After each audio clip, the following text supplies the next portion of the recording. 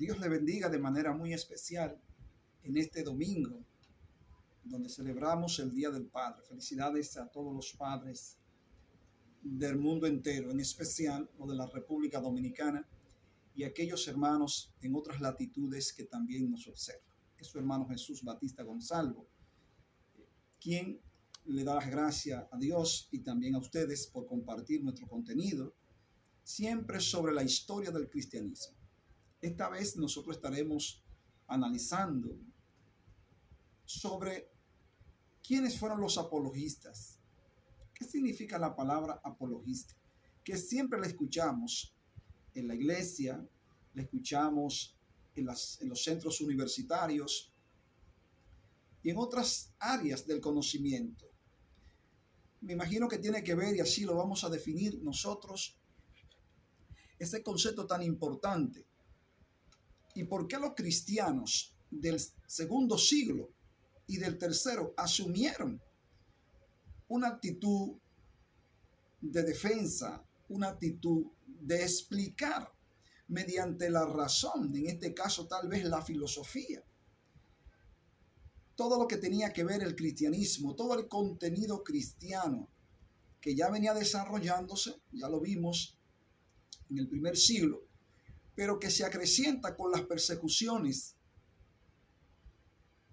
de Trajano, de Marco Aurelio y de otros también. Entonces, ¿por qué los cristianos le quisieron buscar, o en este caso un sector de intelectuales cristianos, buscó una forma de cómo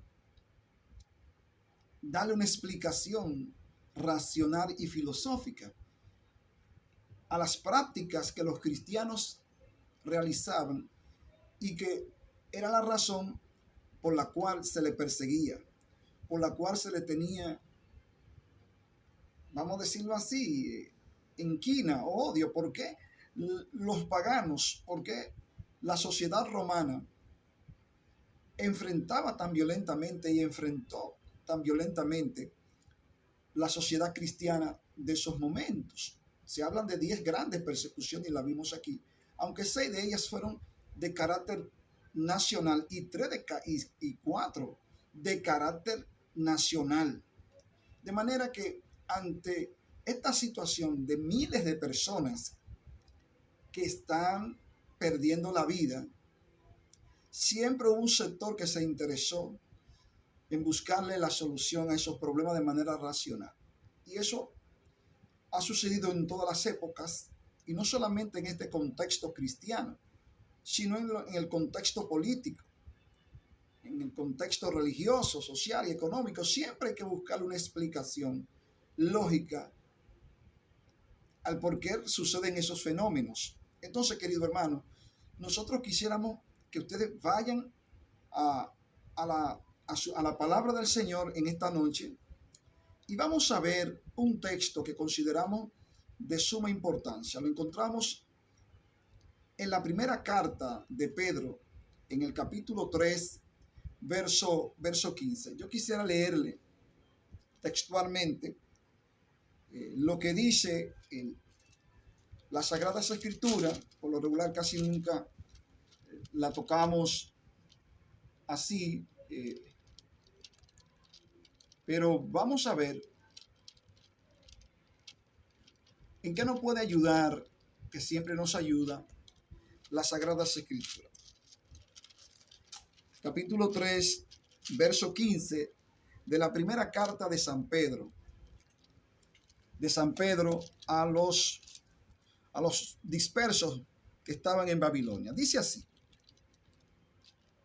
si no santifica a Dios el Señor en vuestros corazones. Esa es la forma en que Pedro pues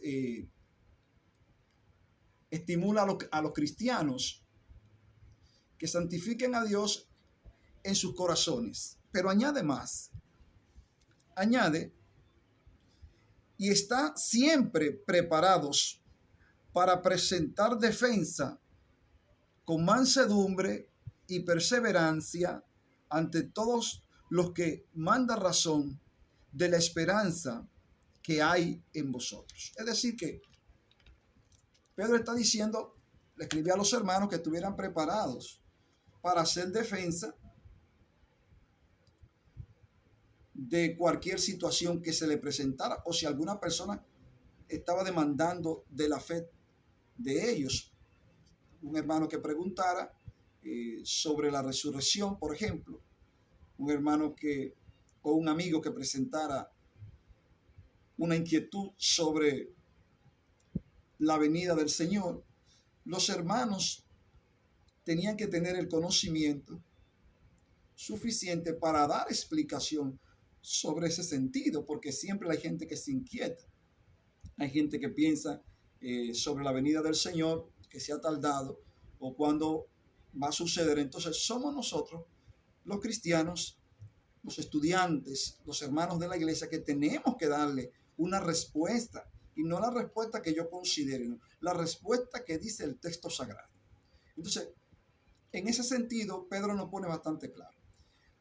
En medio de las persecuciones de los cristianos que hemos visto desde el año 100 hasta el año 313, va a haber persecuciones locales y generales, todas injustificadas, pero el imperio, los paganos, entendían que era una forma de cómo mantener esa paz romana o presentar esa estabilidad política romana, pero que se pagaba un alto costo. El alto costo era la cantidad de mártires que morían de manera injustificada.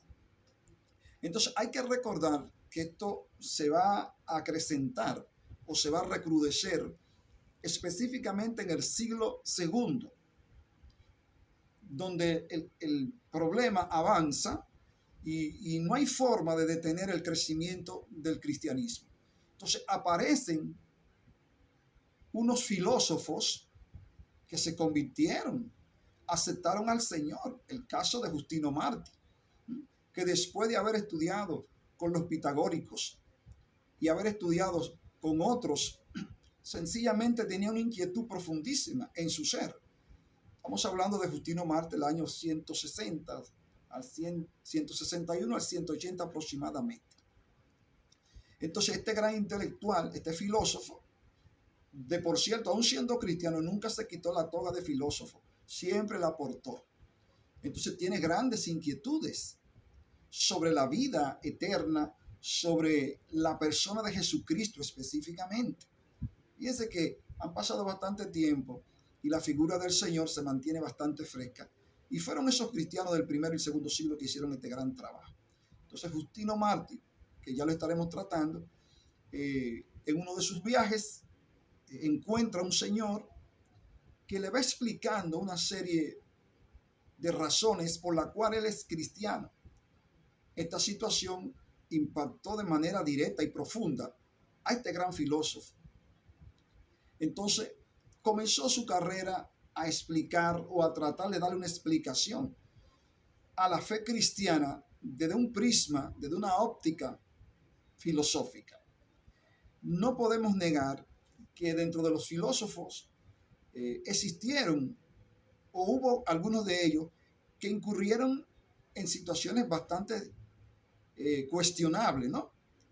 Y es el mismo Arístide que lo estaremos tratando, también filósofo y también cristiano, apologeta del siglo II, que sostiene que la mayoría de esos filósofos griegos crearon toda esa filosofía para justificar sus propias carnalidades y desviaciones morales. Si usted estudia el panteón griego, notará que los dioses tienen las mismas apetencias y las mismas debilidades e inclinaciones que los seres humanos. Entonces, si tenemos un Dios que es un corrupto, por lo demás, el ser corrupto no es ningún problema, dirían los griegos. Si tenemos dioses que han practicado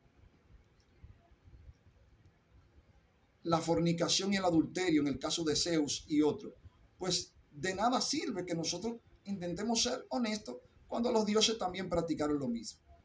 Entonces, por ahí va el asunto. Y estos filósofos cristianos, entonces van a tratar de explicar que el cristianismo es la verdadera y la auténtica filosofía, que es la mejor de todas, que los griegos fallaron, que los egipcios también fallaron en presentarle al mundo un conjunto de dioses y deidades que realmente no procedían y no daban resultado. Se habla de los judíos también, que teniendo toda la ley, prefirieron más inclinarse por una serie de prácticas que al final parece ser que eran lo que lo iban a salvar. Entonces, estos filósofos van a tratar de explicar de manera racional las prácticas del cristianismo y el por qué los cristianos mueren y sufren y también viven.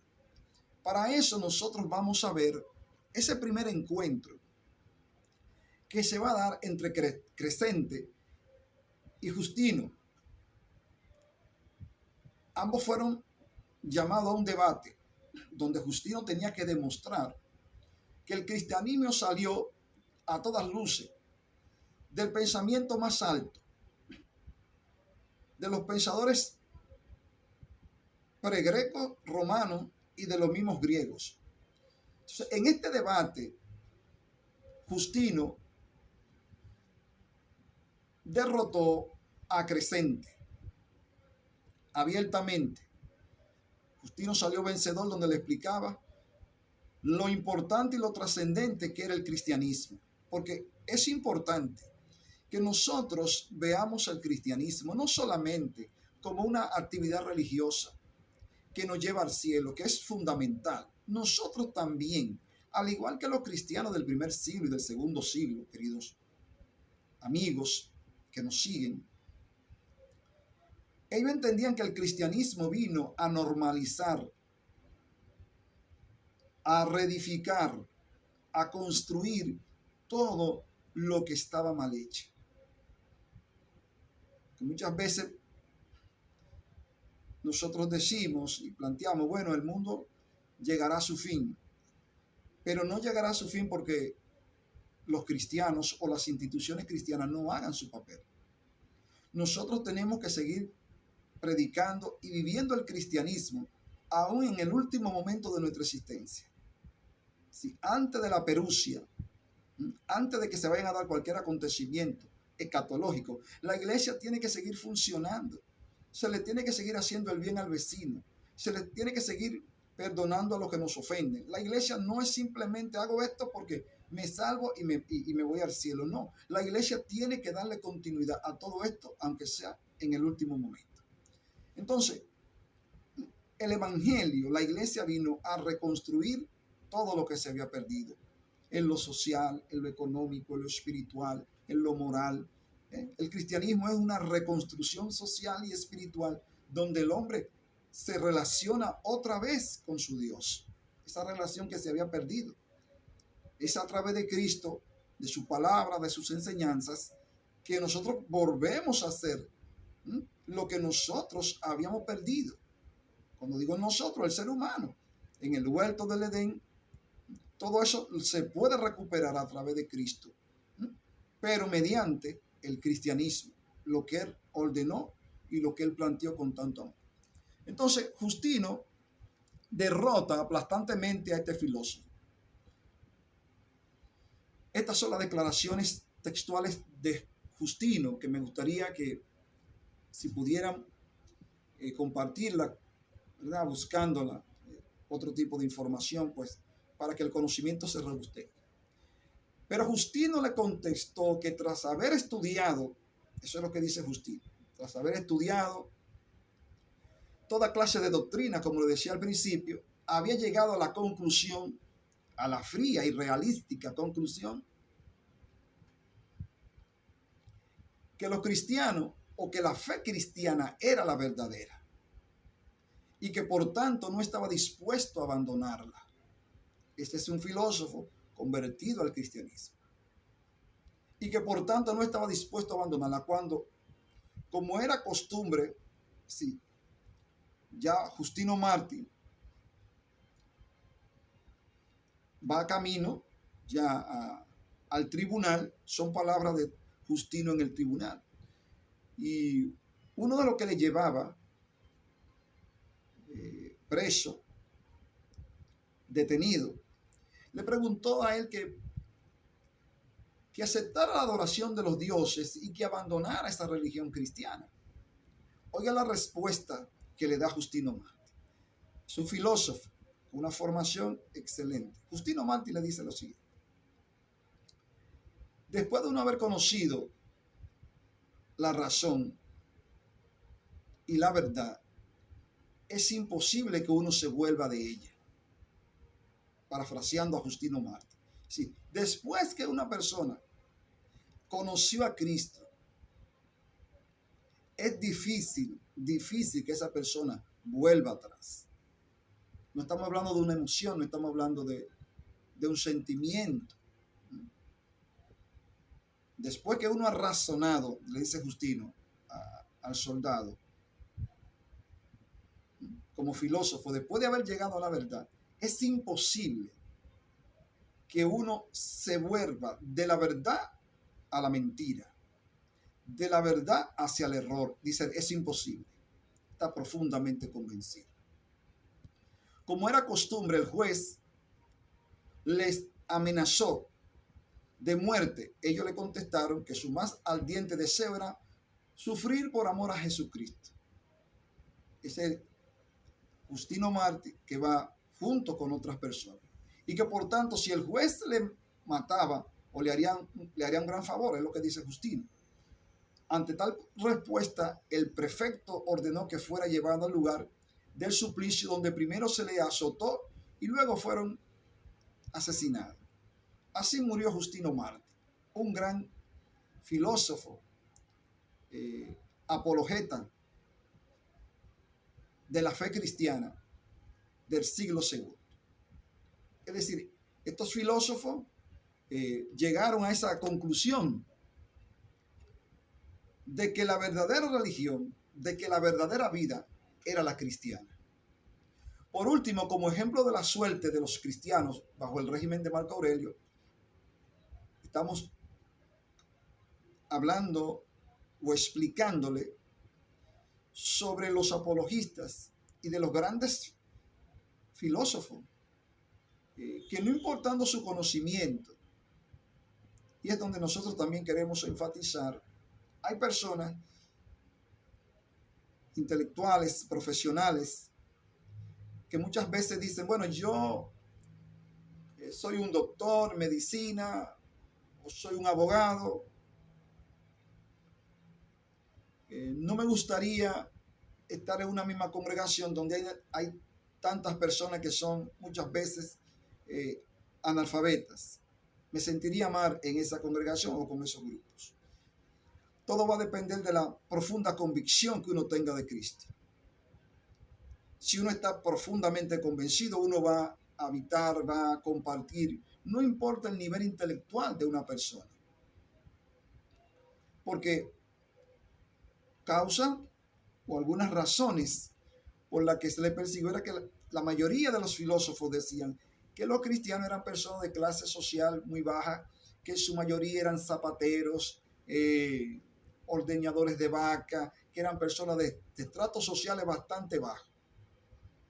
Entonces, al convertirse estos intelectuales griegos y de otras nacionalidades para demostrarle a ellos que no necesariamente, sino que lo que estos cristianos humildes predicaban y decían era una gran realidad.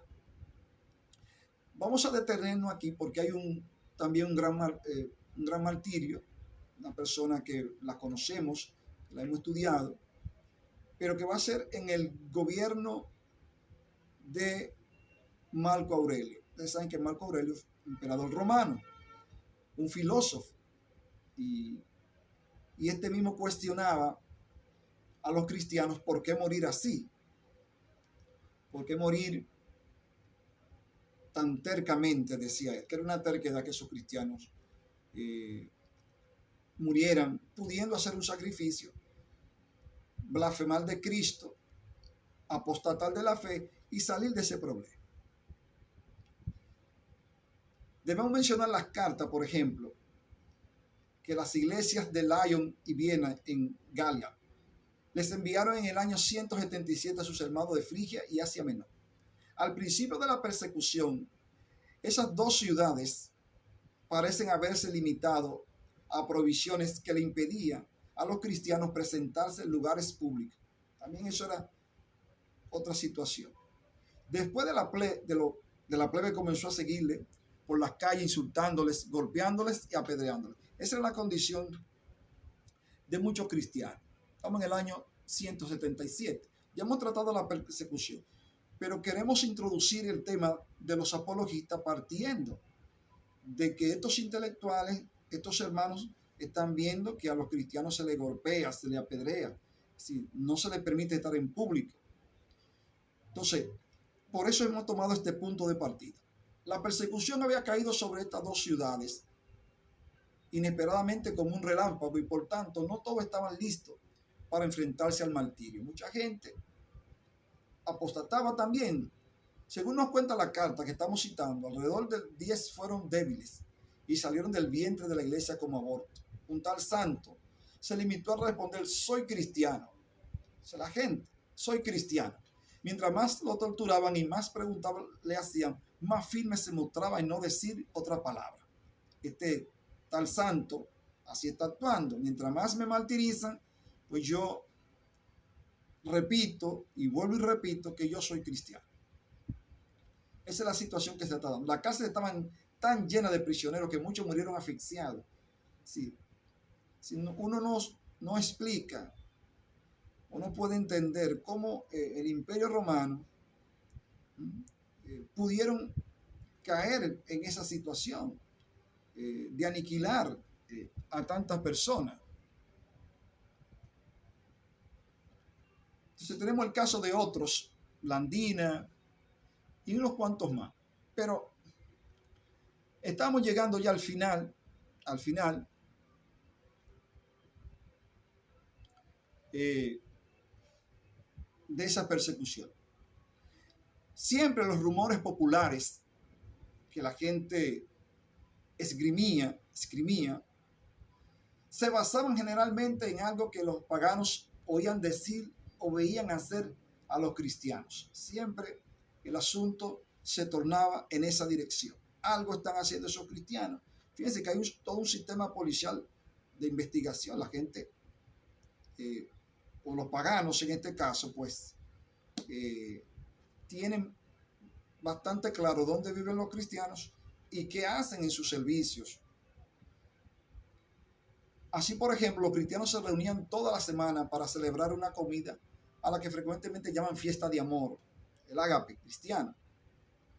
Esa comida era celebrada, y eso lo sabemos en privado, y solo eran admitidos quienes habían sido iniciados en la fe, es decir, bautizados. Además, los cristianos se llamaban hermanos entre sí y no escaseaban los casos de hombres y mujeres que se decían estar casados, un hermano con el otro hermano. Es decir, como hoy sucede también. Entonces, sobre esa base de acusaciones,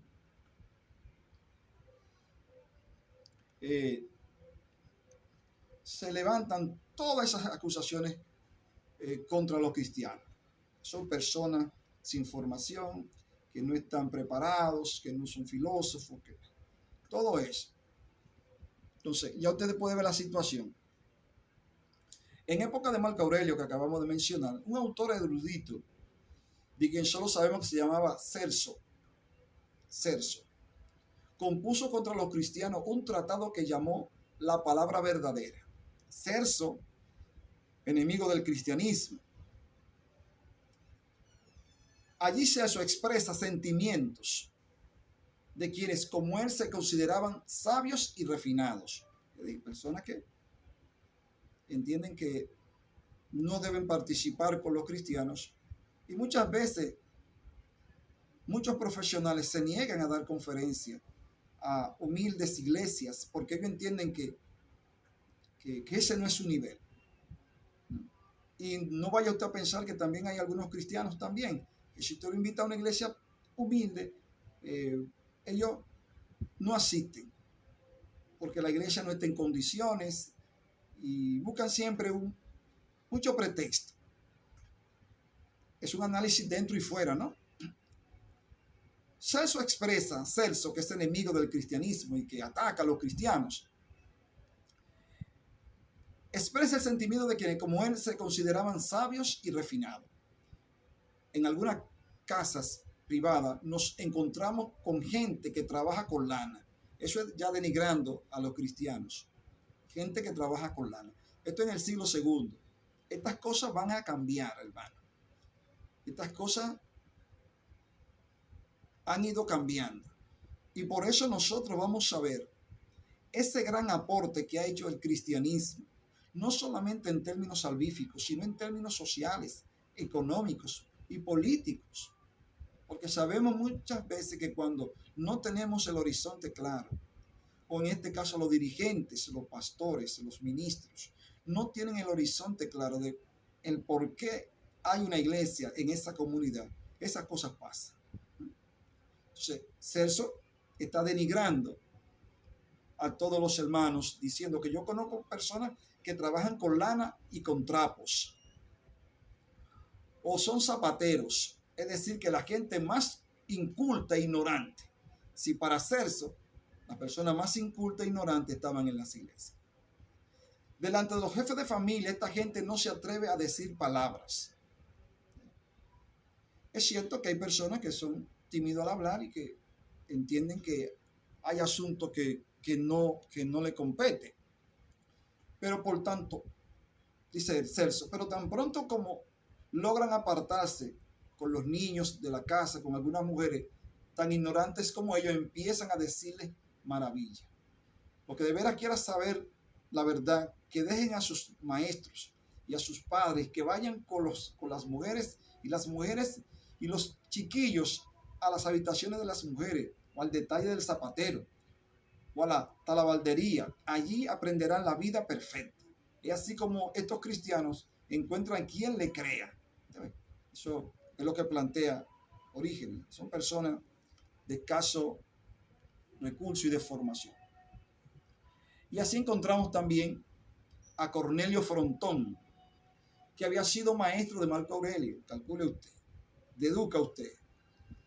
Compuso otro ataque contra los cristianos, que desafortunadamente se habían perdido. Sin embargo, es posible que el autor cristiano Minucio Félix esté citado a la obra de Frontón al poner en labios de un pagano las siguientes palabras: si os queda un ápice de sabiduría o de vergüenza, dejad de investigar lo que sucede en las regiones celestiales, en los destinos secretos del mundo. Basta con que miréis dónde ponéis los pies, sobre todo a gente como vosotros, dice Frontón, sin educación, sin cultura, sino rústica y ruda. La misma dirección. No solamente lo persiguen, lo asesinan, sino que lo discriminan intelectualmente. Y por eso, qué bueno que la iglesia ha ido avanzando, tiene centros educativos, tiene universidades, y su gente ha ido calando, cosa que nos llena de profunda satisfacción, porque lo que se decía de esos cristianos eran cosas terribles y denigrantes. Y hoy mismo también, claro, ya hay otros niveles de respeto, pero siempre se alude a eso. En todos los casos, la gente culta atacaban al cristianismo diciendo, ante todo, que era una religión de bárbaros. De bárbaros. Ustedes recuerdan que el concepto de bárbaro para los griegos es uno y para los romanos es otro. Para los griegos, los bárbaros son las personas que no hablan el griego como ellos. Es el concepto de bárbaro que tienen los griegos. Personas que no hablan el griego como ellos lo hablan. Y el concepto de bárbaros para los romanos es distinto. Los romanos entienden y acusan de bárbaro toda aquella persona que no son romanos o que no viven en el imperio, que no son parte del imperio. Ese es el concepto de bárbaros, de bárbaro para los romanos. Todas las personas que no están en el imperio o que no es parte del imperio. Entonces, este filósofo dice, los cristianos son bárbaros. Buena parte de los cristianos enseñaban no se habían sino descubiertos por los griegos, ni por los romanos, sino por el inculto pueblo judío, cuyos presupuestos sabios nunca se elevaron a la altura de los filósofos griegos. Y poco de bueno que puede encontrarse en las escrituras de los judíos se deben probablemente que fue copiado de los griegos. Si esto no solamente atacan a los cristianos, sino que atacan al judaísmo, y también partiendo que en principio se pensaba que el judaísmo era una secta que el cristianismo era una secta del judaísmo. Además, sigue Frotón diciendo, la gente como Celso y otro, el Dios de los judíos cristianos es un Dios ridículo. Es decir, estos tipos son anticristianos y si es posible antijudíos. Por una parte dicen que es omnipotente y que es el ser supremo, que se encuentra por encima de todo, pero por otra parte lo describen como un ser curioso. Si eso es lo que plantean Frontón y Celso, ¿no? Es un ataque directo contra lo que ellos creen. No solamente lo eliminan, ahora hay que atacar la creencia de ellos. Tal vez estaban ya bastante golpeados, con muchos resentimientos, remordimientos, por la cantidad de gente que moría a manos del imperio y producto de sus acusaciones.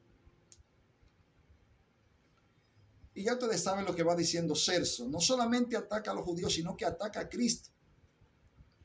Y alega sobre la paternidad de Cristo. También la ataca Celso. Ya ustedes pueden observar el nivel, ¿no?, de ataque que se generaba contra estos cristianos. Entonces, ante esa andanada de ataques, de improperios contra los cristianos, contra los judíos, contra el Dios de los judíos y contra Cristo como Dios, ante todos esos improperios y esas desconsideraciones a la cual eran expuestos esos hermanos cristianos, alguien tenía que salir en defensa para contrarrestar a Frontón, para contrarrestar a Celso y a otros. Alguien tenía que salir al frente. Y Dios siempre tiene personas formadas, preparadas para ese tipo de momento. Así como dijo Pedro, primera carta de Pedro, capítulo 3, verso 15, para dar respuesta a una persona que demande de la fe de nosotros, de la fe cristiana. Siempre Dios va a levantar o tiene una persona que pueda defender. ¿Quiénes fueron estas personas? Fueron lo que históricamente se conoce como los apologistas. Cuando analizamos la historia de la iglesia, encontramos este grupo de personas que salen en defensa de todas esas cosas que se dicen de los cristianos. Entonces, vamos a definir a grosso modo el término, el concepto de apologista. La apología es parte fundamental de la teología que pretende defender racional e históricamente los dogmas de la fe cristiana.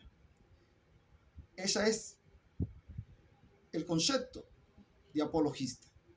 Igualmente, ¿quiénes fueron los apologistas? Lo veremos. Cristianos formados en la filosofía griega que pretenden defender de manera racional e históricamente la fe cristiana del siglo II y del siglo III. Entonces tenemos bastante claro una definición de apologética. En el contexto religioso, que es el que a nosotros nos atañe, la palabra apologética sirve para referirse a una parte de la teología, como dijimos, que se encarga de defender los principios de la fe cristiana. Ciertamente hay conceptos y principios en la fe cristiana que no son tan fáciles de explicar ni de demostrar. ¿De acuerdo? No son tan fáciles. Entonces, para eso se necesita que el pastor, el ministro, el líder pueda profundizar, porque para eso es tan importante estos estudios. O sea, hay puntos que no los podemos explicar, al igual como la ciencia no ha podido explicar fenómenos, y por más que se ha invertido y se ha investigado, la ciencia no tiene una respuesta. De hecho, la ciencia no tiene respuesta a una gran mayoría de preguntas. ¿Cuál es la base de la ciencia? El ensayo y el error, permanentemente. Así que hay cosas que no están todavía planteadas, descubiertas por la ciencia. Calcule usted o deduzca usted algunos principios bíblicos. Tal vez por el nivel intelectual o la poca dedicación al estudio, muchos de nosotros no podemos entender. Entonces, la apologética es la manera de cómo se explica el cristianismo, cómo explicarlo ante otras culturas o principios que se le oponen. En el ámbito de la teología, el término apologética se diferencia de la apología en sus objetivos, porque su atención se encuentra enfocada en los principios, métodos y defensa del dogma cristiano. Cómo defender un dogma, una creencia del cristianismo. ¿Cuáles son las herramientas que yo debo de tener para poder dar respuesta a ese dogma? La apologética busca ofrecer una respuesta a aquellos que tienen dudas acerca de la fe. Esto es importante cuando se acerca un nuevo creyente o una persona que no es cristiana a preguntarte sobre un tema de la iglesia. Muchas veces lo que nosotros decimos, pues, no tenemos competencia sobre eso.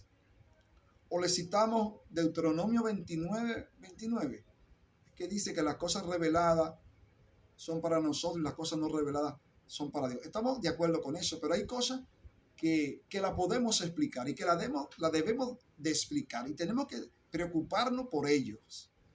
Tenemos que preocuparnos como líderes cristianos, tener el conocimiento de la Biblia, tener la palabra de Dios en nuestro pensamiento, en nuestras reflexiones, porque no es que desalentador es para un nuevo creyente que le pregunte a su pastor sobre un tema y que el pastor no sepa. Es obviamente que esa inquietud se la va a llevar a otro pastor. Pero peor aún, si le damos una explicación errada, pues lo estamos conduciendo hacia la apostasía, en este caso, hacia el error. Por eso debe ser una preocupación nuestra permanentemente escudriñar las escrituras para fortalecer nuestra gente, para que la gente sepa que manejamos los dichos de Dios. Obviamente no nos lo podemos saber todo, pero sí tenemos que estar preparados por si algún momento alguien nos demanda de la fe que nosotros profesamos. Se puede definir como una disciplina teológica también, la apologética. Ha sido practicada desde los inicios de la iglesia, desde el principio, en defensa de la fe. Para la religión o para las otras religiones, daba respuesta, y para nosotros también, a todas esas acusaciones que de manera injusta, ya yo lo he explicado, le hacían a la iglesia de diferentes contextos, texto filosófico, la parte económica, la parte social, legal. Los padres apologistas la practicaron más abiertamente. Esto le trajo como consecuencia tener que enfrentarse a muchos peligros para defender la existencia misma de la iglesia. Sí, porque se nos pregunta, ¿y esta institución cuál es su modo operandi? ¿Qué creen? ¿Cuál es su regla de fe? ¿Cuál es su doctrina? Hoy tenemos una debilidad que muchas personas se nos convierten, pero en esas iglesias no hay un grupo de doctrina, no hay una declaración de fe, que es importante, una declaración de fe, donde se le explica al nuevo creyente o a la persona que está ahí en qué cree esa iglesia. Por ejemplo, tuve la oportunidad, un ministro muy preparado, que cuando usted visitaba su iglesia, el portero pues se le daba una copia pequeña de la declaración de fe de esa congregación. Cosa que yo la veo bastante novedosa.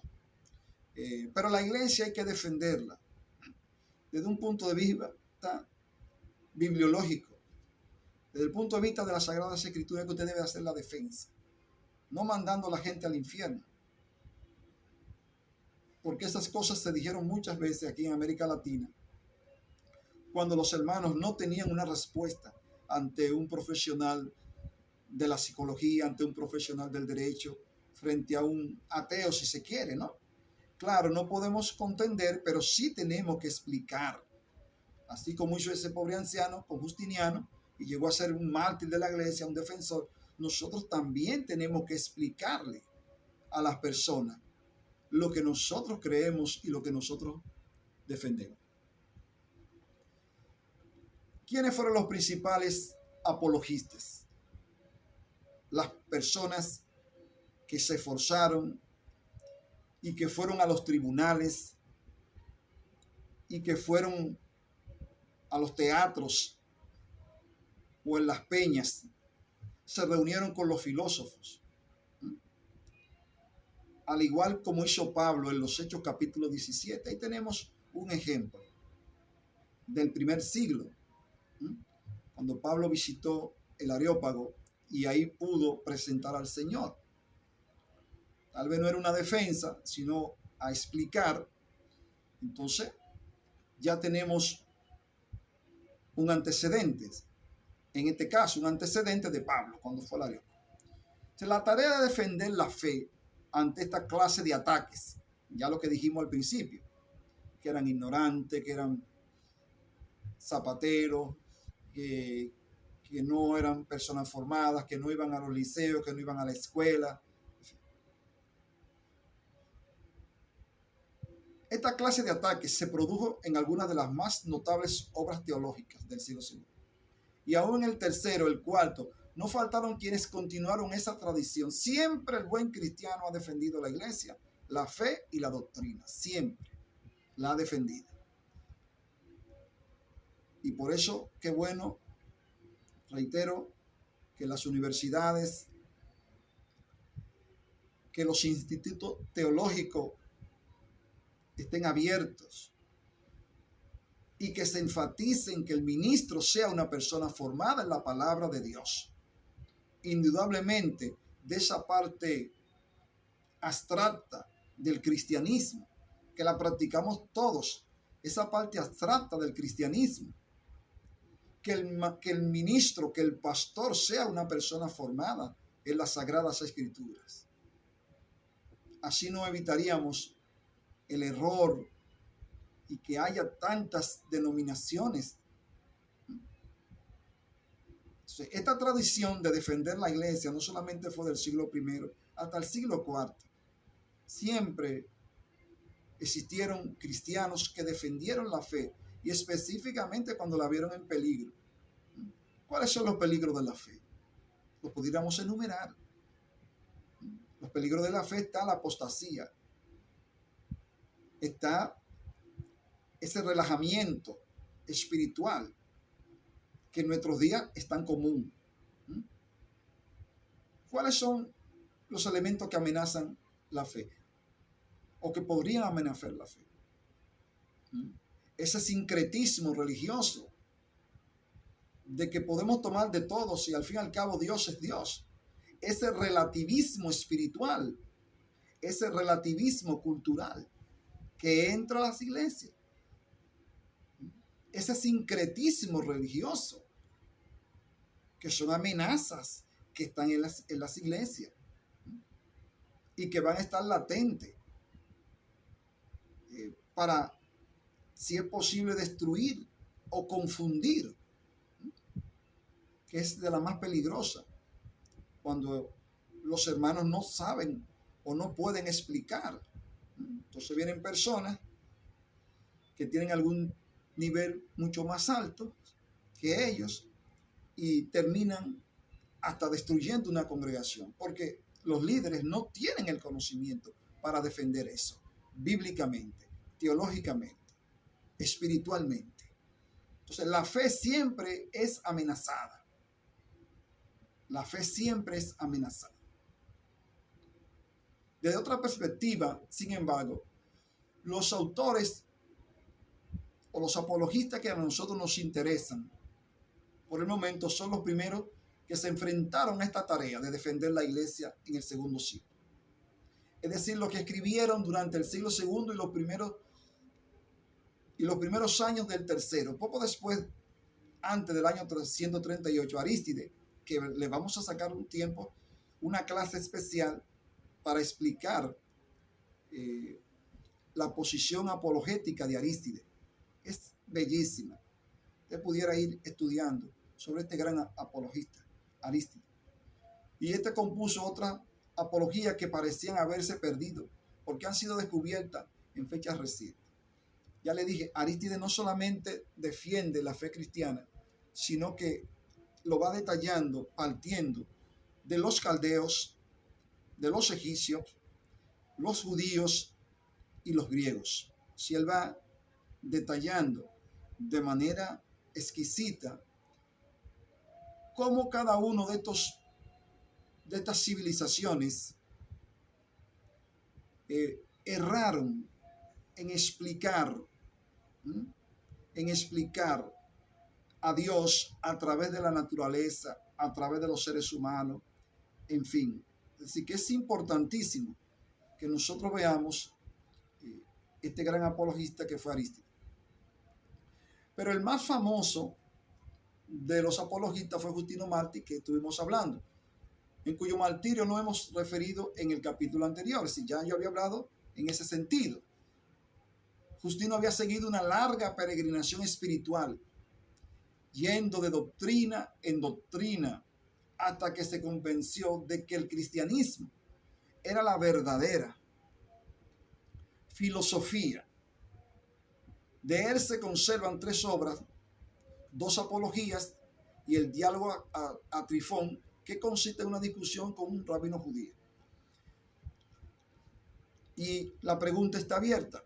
Nosotros tenemos en un momento dado que recurrir a la psicología para darle sustentación a un verso bíblico. Eso sería una pregunta.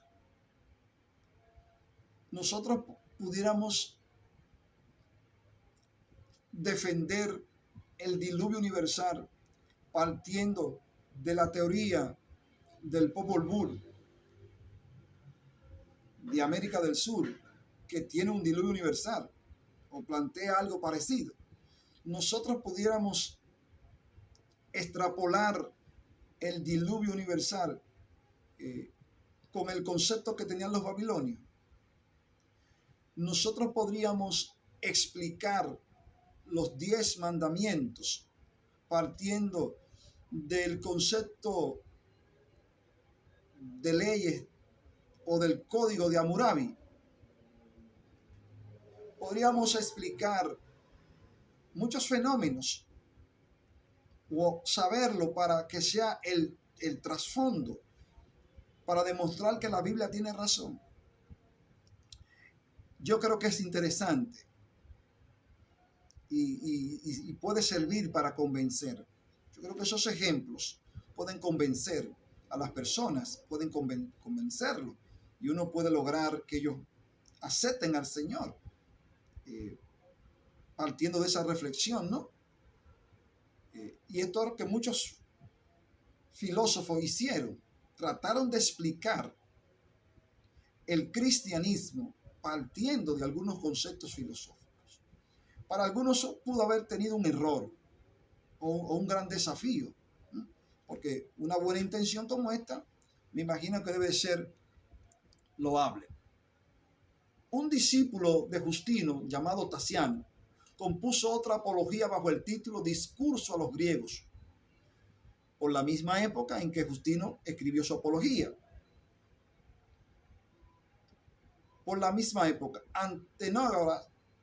Antenógaras, otro filósofo, escribió una defensa de los cristianos y otro tratado sobre la resurrección de los muertos. Mire, todos esos filósofos están escribiendo, están haciendo apología del cristianismo. Ya le dije, saquemos nuestra conclusión y veamos si esto pudo ser riesgoso y hasta peligroso. Pero vamos a analizar en qué tuvieran ellos razón o no. Sobre la resurrección de los muertos, escribe Atenágoras, un filósofo griego. El obispo de Antioquía, Teófilo, escribió 3 libros autólicos que trataban sobre la doctrina cristiana de Dios, la interpretación de las escrituras y la vida cristiana, tratando de refutar las objeciones de los paganos sobre cada uno de estos puntos. Vaya usted a pensar, no es que esos filósofos no tuvieran razón. Es como que un médico comenzara a escribir textos cristianos a partir de la medicina. Sería novedoso y es novedoso. Y nos gustaría que algún hermano médico pudiera explicar el proceso que se produce en nuestro interior cuando un hermano está ayunando, por ejemplo.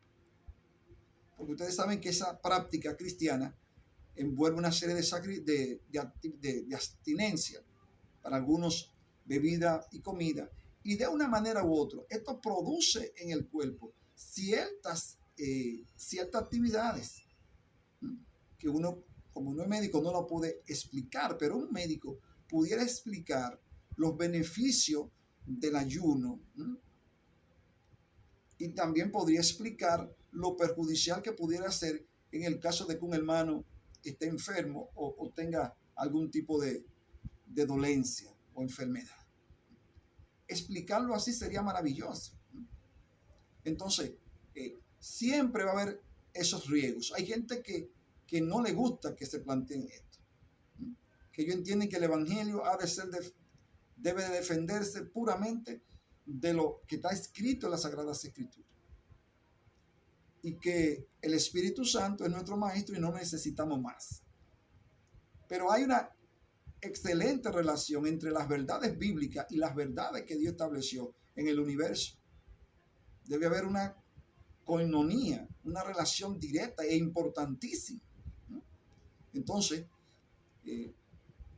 los procesos sociales podrían también explicarse desde una óptica cristiana y viceversa. Un sociólogo explicando el porqué del por qué hay algunos cristianos que se suicidan, o un psicólogo. Bueno, espiritualmente un pastor lo puede explicar, pero tal vez un psicólogo, tal vez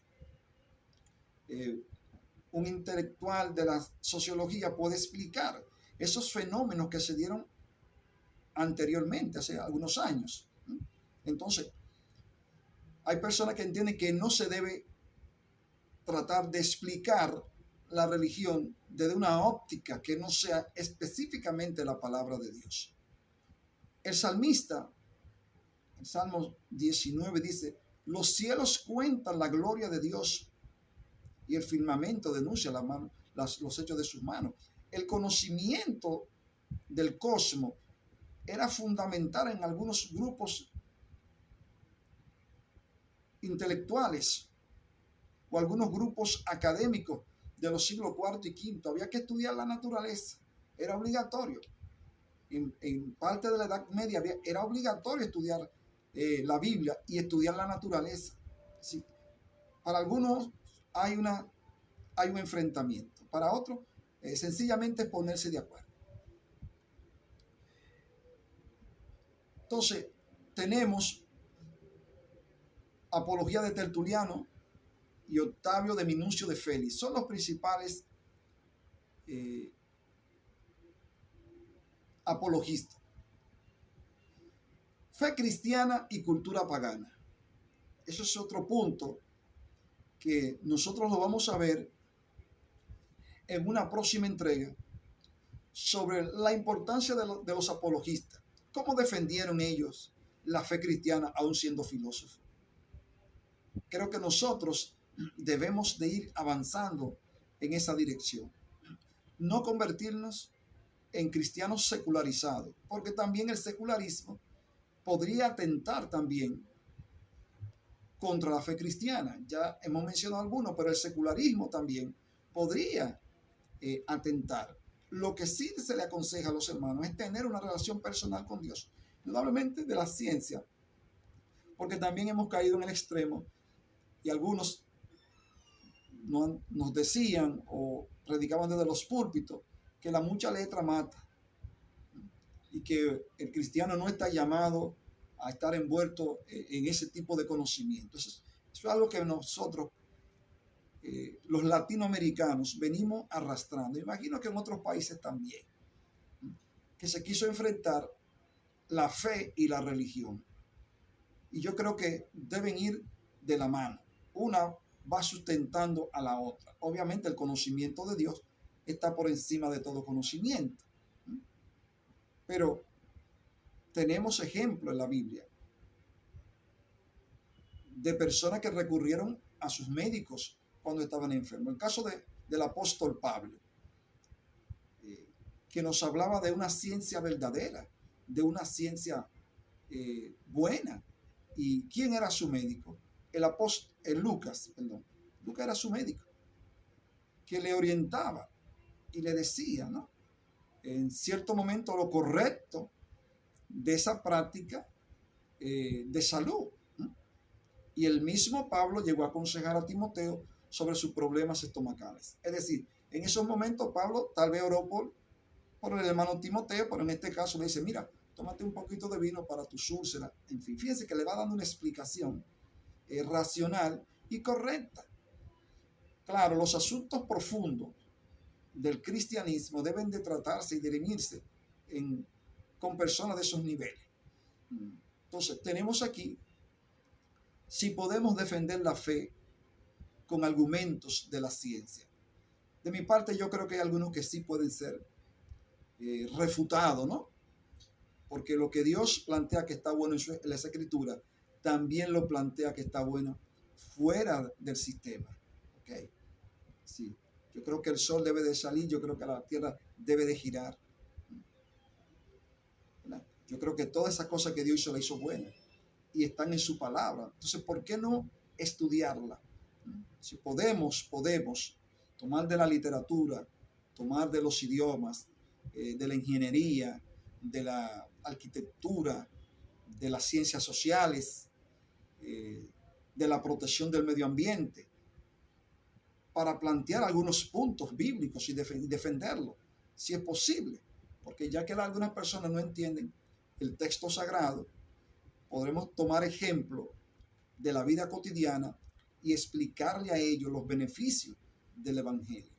Ciertamente muchos cayeron en el error, en el profundo error de irse a los extremos. Entonces, esta filosofía griega, estos filósofos, al ponerse al nivel de algunos filósofos, pues es posible que algunos se hayan ido por la tangente, se hayan desviado. Pero la intención de estos apologistas, que son filósofos, es explicar, desmontar todas las acusaciones que se hacían contra los cristianos del siglo II y del siglo III. Para nosotros ha sido un honor, un placer compartir este tema de los apologistas, obviamente a grosso modo, siempre esperando que les sea de bendición a usted, a su familia, que les sea de bendición a todo su entorno y sobre todo que les sea una plataforma de conocimiento para usted en estos momentos y también para la posteridad. Así que le agradecemos de manera infinita su atención y le pedimos que repliquen estos videos cuyo fin es bendecir la iglesia en el nombre del Señor. Dios le bendiga, Dios le guarde.